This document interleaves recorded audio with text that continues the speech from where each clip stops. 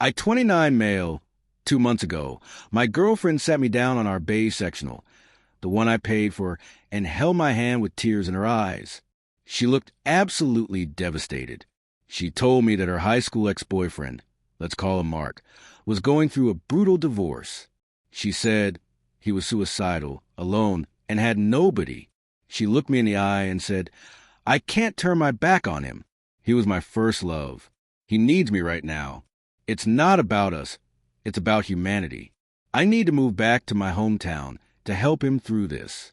I can't be in a relationship with you while I'm giving him 100% of my emotional energy. It wouldn't be fair to you.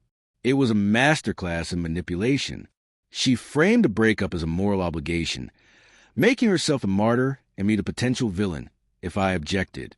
If I argued, I was a jealous, unsupportive boyfriend preventing her from saving a life.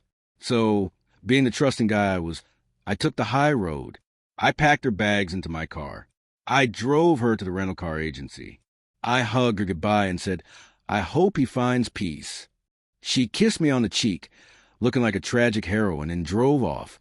I spent the next 8 weeks mourning us, respecting her need for space, and feeling guilty that I wasn't enough for her. Then, 3 days ago, my phone rang. It was an unknown number. A woman's voice asked if I was the guy who dated her. I said used to and asked who was calling. She said, I'm Mark's wife, and I have some things you need to see. They didn't just reconnect 2 months ago. They've been planning this since last Christmas. My blood ran cold. She told me she had cloned Mark's phone onto her iPad 6 months ago when she suspected he was hiding assets for their divorce. She had just finalized her evidence file for her attorney and thought I might want a folder labeled premeditation. She emailed me a PDF containing 400 pages of text messages. I sat there and read. I didn't sleep. I didn't eat. I just read. The timeline wasn't vague. It was explicit. On December 14th, Mark texted her saying he couldn't leave his wife yet because his yearly bonus hit in March, and if he filed now, she'd get half. My girlfriend replied, I know, baby. I just hate sleeping next to him. He breathes so loud. It makes my skin crawl. That was me. I was the one making her skin crawl while I was buying her a diamond necklace for Christmas.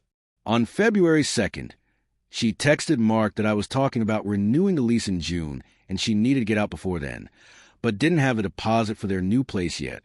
Mark told her to stall me and see if she could get me to cover her bills so she could save more.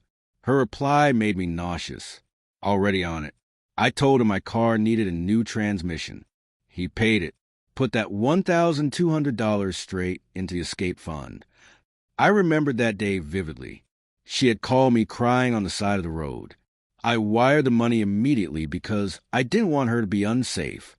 There was no mechanic. She just pocketed it. The text went on. April 10th, Mark confirmed his bonus cleared, and he was moving money to an offshore account to hide it from discovery. My girlfriend replied that she needed to buy a few more things for their new place, while she still had access to my Amazon Prime and credit card details saved in the browser, noting that I didn't check the statements closely. She had bought a high-end vacuum, expensive knives, and luxury sheets on my card 2 weeks before she left. I thought they were for us. They were for their love nest. But the real kicker, the one that made me see red, was a text on the day she broke up with me. She wrote, I did it. I gave him the he needs me speech. He bought it hook, line, and sinker. He actually looked sad for me. God, he's such a pathetic doormat. I'm free, baby. Mark replied, good girl, pack the car. I'm waiting. Pathetic doormat. The sadness evaporated instantly. In its place was a cold, hard clarity. They hadn't just cheated. They had embezzled from me. They had used me as a financier for their affair. I called Mark's wife back immediately. She told me her divorce lawyer said the proof of adultery denies him alimony in our state, but she wanted to burn his life down. She asked if I was in. I told her I was absolutely in, but I needed to deal with my ex first because she still thought I was a grieving, supportive guy. Mark's wife warned me to check my bank account because Mark had just tried to drain their joint savings. I logged into my banking app. My savings were fine, but then I checked the credit card statement. There was a pending charge from yesterday for $2,500 at a furniture store in her hometown. She had used my card info, which she must have written down or saved, to buy furniture for their new place 2 months post-breakup. The audacity was staggering. She assumed I was too heartbroken to notice or too nice to dispute it. I didn't cancel the card immediately. That would be too easy. I needed them to feel safe. I sent a text to my ex, the first one in 2 months. I wrote, "Hey, I saw the charge for the furniture. I hope you're doing okay. If you need help getting settled, let me know. I still care." Her reply came 3 minutes later. "Oh my God, I'm so sorry. I used the wrong card by mistake. I'm just so stressed with everything happening with Mark. He's in a really bad place. I promise I'll pay you back when the dust settles." Lies. She had no intention of paying me back. I replied, "Don't worry about it. Keep it as a housewarming gift. Actually, I was going through our stuff here. You left a lot of your winter clothes and your expensive camera equipment. Do you want to ship it, or do you want to come get it?" I knew the camera equipment was her prized possession. She was a freelance photographer and couldn't work without it. She must have forgotten it in the rush. She replied saying I was an angel and asked if she could come by Saturday because Mark was meeting with lawyers. I told her to come alone because I wasn't ready to meet him. Mark's wife texted me a screenshot from her end. It was Mark texting my ex. "He's letting you keep the furniture charge? I told you he was a wimp. Go get your camera gear. We can sell the extra lenses for cash." Saturday morning arrived with a gray, oppressive sky. I had spent the last 48 hours preparing. I wasn't just cleaning the apartment. I was building a case. I printed every single text message from the PDF. I highlighted the sections regarding financial theft, the transmission lie, and the premeditated use of my credit cards. In my state, theft by deception over a certain amount is a serious crime. Between the car repair, the Amazon spree, and the furniture charge, she had taken roughly $6,500 of my money. At 10 a.m., her car pulled up. It wasn't the beat-up sedan she left in. It was a brand-new SUV. Mark's wife had told me Mark leased it 2 days before serving her divorce papers, claiming it was a company expense. My ex knocked on the door. When I opened it, she put on a sad, weary face. She looked thinner, likely a calculated aesthetic to garner sympathy. "Hey," she said softly, reach out to hug me. I stepped back. "Hey, come in." She faltered, her arms dropping. She walked past me, scanning the living room. "It feels so weird being back here. I miss this place." "I bet," I said, locking the deadbolt. "The camera gear is on the table." She walked over to the dining table. The camera bag was there, but next to it was a thick manila envelope. She asked what it was. I told her to open it. She slid her finger under the flap and pulled out the stack of papers. The first page was a text transcript regarding my loud breathing. I watched her face. First confusion, then recognition, then absolute horror. The blood drained from her face so fast she looked like a ghost. She flipped the page. The transmission lie. Flip, the plan to use my credit card. Flip, the pathetic doormat comment. Her hands started shaking. She looked up at me, eyes wide. "Where? How did you get this?" "Does it matter?" I asked, leaning against the wall. "You told me he needed help. You told me it was a moral obligation. Meanwhile, you were buying vacuums on my dime and laughing about it." "It's not what it looks like," she stammered, falling into her default setting. Denial. "We were just venting. It was a joke." "The $1,200 for the transmission wasn't a joke," I said. "The $2,500 furniture charge wasn't a joke. That's theft. Fraud, actually." Her expression hardened. The sad act dropped. "You said I could keep the furniture as a gift. I have the text. And I have the text where you admitted to using the card by mistake before I offered it as a gift." I countered. "Which proves you knew you weren't authorized. And since I now have proof of premeditated financial deception dating back a year, that gift text is easily argued as being obtained under duress or false pretenses. Also, I already reported it as fraud this morning. The bank is investigating. You reported it? She screeched. Mark is going to kill me. He needed that furniture for the new apartment. Mark has bigger problems. I said. Give me my camera, she snapped, grabbing the bag. I'm leaving. Not yet, I said, stepping between her and the door. That camera body? You bought it for my birthday last year. But you used my secondary credit card to pay for it because you said your account was frozen. Remember? I paid the bill. Legally, I have a receipt. It's my camera. You gave it to me, she yelled. I allowed you to use it, just like I allowed you to live here. But since you stole $6,500 from me, I'm keeping the camera. It belongs to me. If you want it, you can buy it from me for exactly $6,500. You can't do that. That's my livelihood. She was screaming now. Then pay me, I said calmly. Write me a check right now. Or I keep the camera, I file a police report for credit card fraud, and I take you to small claims court where I will submit these text messages as evidence of your character and intent. She stared at me with pure hatred. You're petty. You're a bitter, jealous little man. And you're a thief, I replied. Tick-tock. She pulled out her phone and frantically dialed Mark, putting it on speaker. She told him I knew everything and had their texts.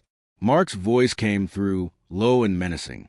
He told me I was treading on dangerous ground, that he made 3 times what I made and would bury me in legal fees. He threatened a restraining order. Go ahead, I said toward the phone. I'd love to explain to a judge why you were advising her to steal my money while you were hiding assets from your wife. Speaking of your wife, did you know she's the one who gave me the texts? Dead silence. Then, you're lying, he whispered. She cloned your phone, Mark. She has everything. The offshore accounts. The expensive dinners you claim were client meetings. The company car that she's driving right now. She has it all. I heard a crash on the other end, like he threw something. He roared at her to get the camera and that they'd see me in court. I told him he wouldn't see me in court. He'd see the police, because I was filing a report for the $1,200 cash theft for the fake car repaired that afternoon. I hung up. My ex stood there, trembling. She lunged for the bag. I stepped in. Don't. That's assault and robbery if you try to take it by force. Leave. Now. I hate you, she spat. Get out of my apartment. She stormed out, slamming the door so hard the walls shook. I immediately sat down and filed a claim with the small claims court online, attaching the texts and bank statements. Then I texted Mark's wife that the bait was taken, and he was panicked. She replied that he just walked through the door looking like he was having a heart attack, and that she had just served him the divorce papers and frozen the joint accounts. The following Monday, I went to the police station.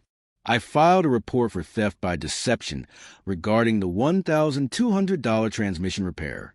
In my state, theft over $1,000 creates a significant paper trail that banks take seriously. I submitted the text messages where she explicitly stated, put that $1,200 straight into the escape fund. The officer at the desk actually raised an eyebrow and muttered that it was pretty cut and dry since she admitted to deception in writing. With the police report number, I updated my fraud claim regarding the furniture. The bank immediately reversed the charges permanently. The furniture store would now be coming after her for the stolen merchandise. Meanwhile, the war at Mark's house had gone nuclear. Mark's wife called me to say she had obtained an emergency injunction freezing his assets because she proved he was dissipating marital funds on a mistress. The texts regarding the escape fund were the smoking gun. Mark was cash poor, living in a hotel he put on the company card. This brings us to the entitlement. Mark, arrogant as ever, had used his corporate card to pay for the hotel room because he didn't want the charges showing up on his personal statement where his wife could see them. Mark's wife sent the receipt to the HR department of his firm as part of a disclosure regarding potential liability. 2 days later, I received a frantic email from my ex. She was blocked on my phone. She begged me to stop, saying Mark had been put on administrative leave, and if he lost his job, they'd lose everything.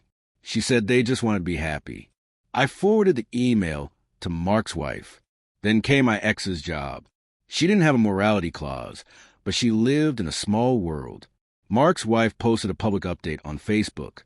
She didn't tag them, just posted about how heartbreaking it was that while she nursed her husband through depression, he was planning a new life with his high school sweetheart, and advised women to check their husband's business expenses.